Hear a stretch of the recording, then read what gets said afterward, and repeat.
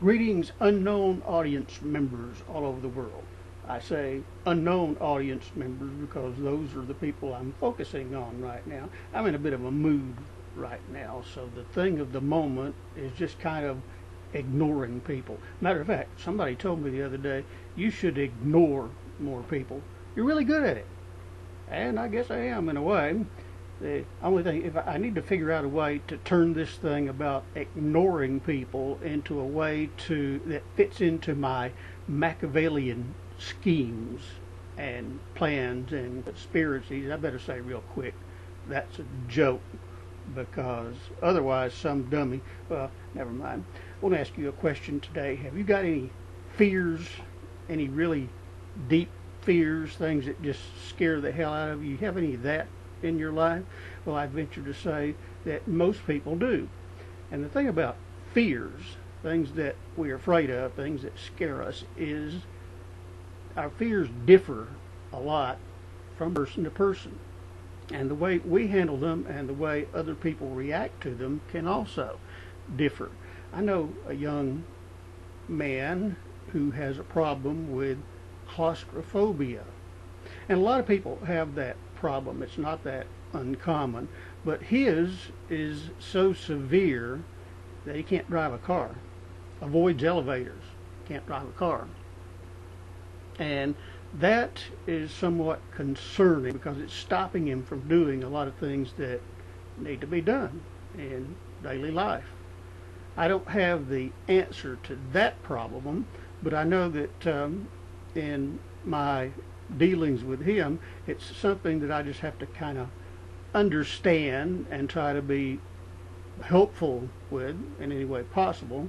Don't have an answer to it, but I think that we should deal with the fears of other people, whether we think they're rational or not, in an understanding manner. I don't have a key to conquering fears, but I can tell you a little bit about how we should respond to fears. And the things that scare us the most, the things that we all fear, as I said, that differs a lot from people, person to person. And people have different reactions to that. Some people, if they know you're afraid of heights, you'll never hear the end of it. Other people will be a little bit more understanding, but fears are a pretty normal part of the human condition. Recently, I started reading the Harry Potter series of books.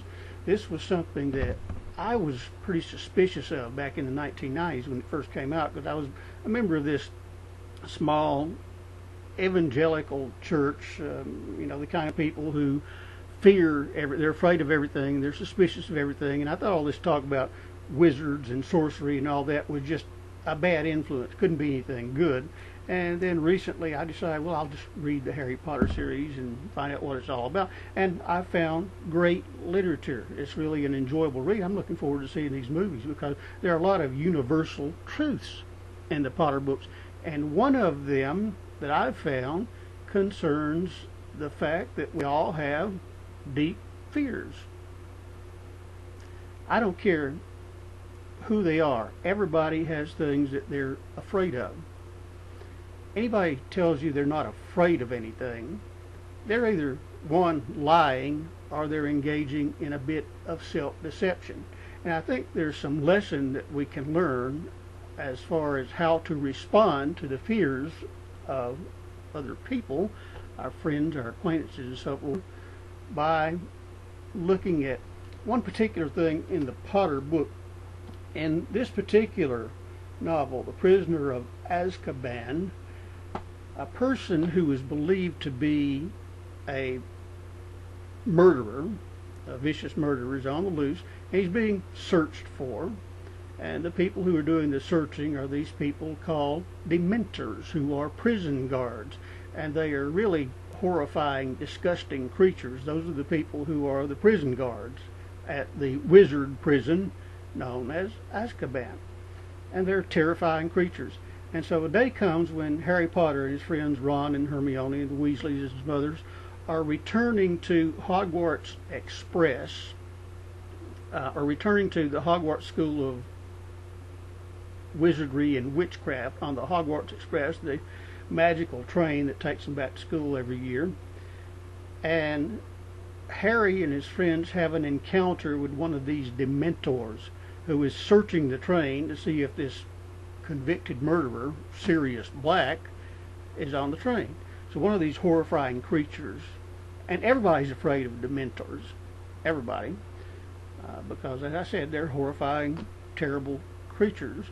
But Harry's fear goes beyond that of a lot of other people. And so here's his reaction when one of these Dementors opens the door, searching for this convicted murderer, and decides to search the compartment where Harry and his friends are. And I'll go ahead and get into the encounter. And the passage reads, starting on page 83, "And then the thing beneath the hood," this is the Dementor, the prison guard, "whatever it was, drew a long, slow, rattling breath, as though it were trying to suck something more than air from its surroundings.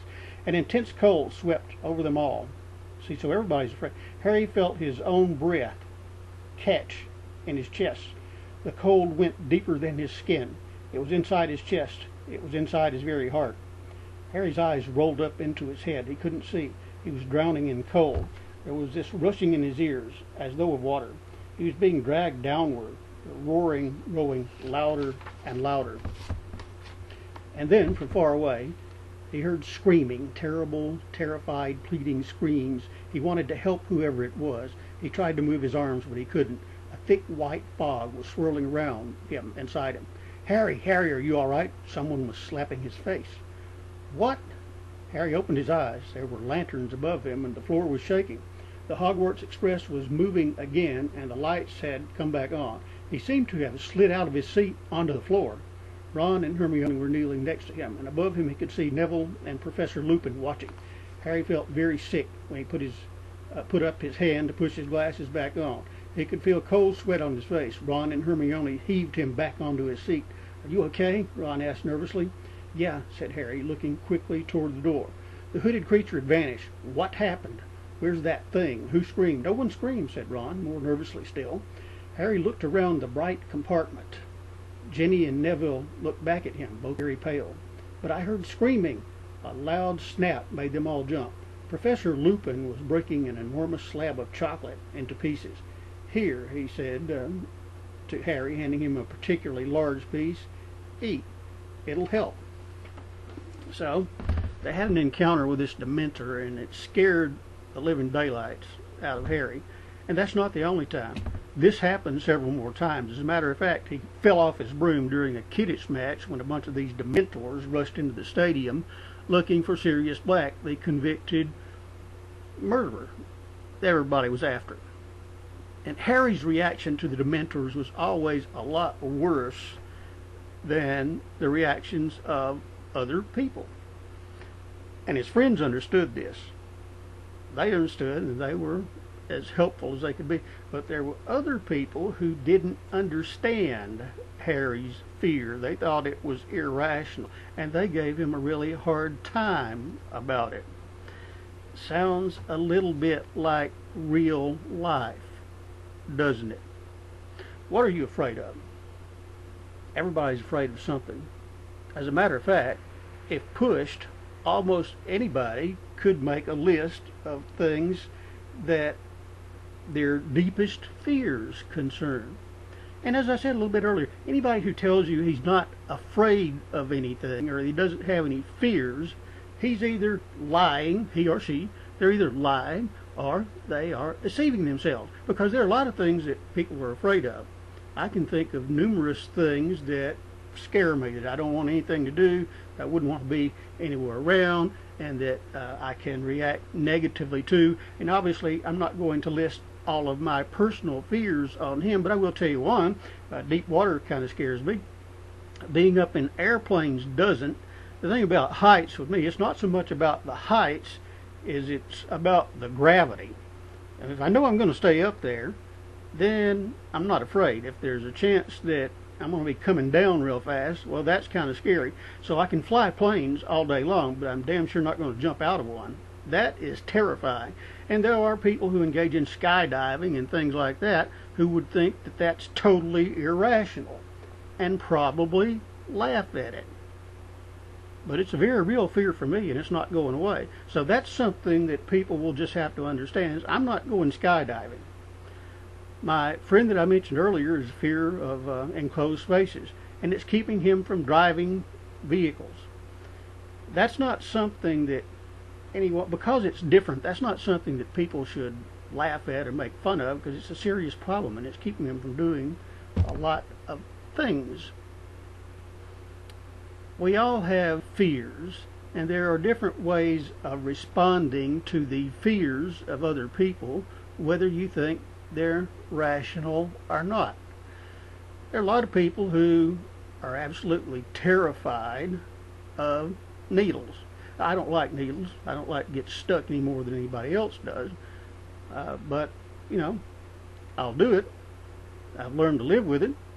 If somebody's terrified of needles, I may not share the same fear, but I do understand, and I do hope that it doesn't keep them from, getting medical help, shots and stuff that they need. I hope it doesn't go that far. But in spite of the fact that I may not share that fear, I can understand it. So what are you afraid of? And how do other people react to those fears? Well, I don't have a way to tell you to conquer or overcome fears. The young man with the severe claustrophobia problem, I don't know how that's ever going to be dealt with. I don't know what the basis of it is. But I do know that I understand it, and whenever we're around, if there's situations that could involve claustrophobia or riding elevators or something like that, if we have to go to the top of the building, I'll take the stairs rather than get in the elevator, be as helpful as I can. We all got things that we're afraid of, and there may not be an easy way to conquer those fears, but how do you respond to the fears of other people? Harry's friends were helpful and supportive whenever they could be. His enemies laughed at him and made fun of him. Was that anything to laugh and make fun of? No, I don't think so. It was a legitimate fear. Harry had that fear for a legitimate reason. And there is some type of basis for most of the fears that we have. So I know only one way to help other people with their fears, and I think the operative word should be help. If you got friends or acquaintances and you know that they're terrified, afraid of certain things, then all you can do is understand that situation and be as helpful as you can be whenever those situations arise. That's what friends do. Enemies and other people may respond negatively. They may criticize. They may laugh at your fears. But fears are not anything that anybody needs to laugh at.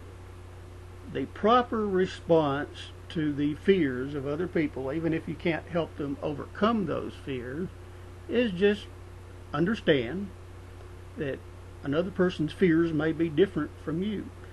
Fear is part of the human condition. All of us have deep fears, and that's a part of the human condition. The differences in fears between people, that's simply a mark of individuality. It's not an indication of a defect, per se. It's just a difference. We're all different. We're all individuals. And just as we're all separate individuals, our fears different from person to person. And so your role as a good friend or a friendly acquaintance or a colleague or whatever is simply to understand the fears of other people, and when the occasion arises, be as helpful as you can be. And that's my take on the universal truths about fears from the Harry Potter series. Have a wonderful day.